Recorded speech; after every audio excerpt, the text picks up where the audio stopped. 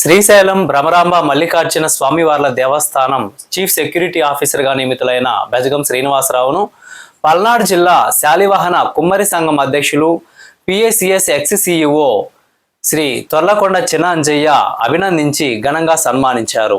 ఈ సందర్భంగా శ్రీ తొర్లకొండ చిన్నంజయ్య మాట్లాడుతూ కుమ్మరి కులస్తుడు శ్రీశైలం దేవస్థాన చీఫ్ సెక్యూరిటీ ఆఫీసర్గా నియమితులవడం పట్ల సంతోషం వ్యక్తం చేశారు.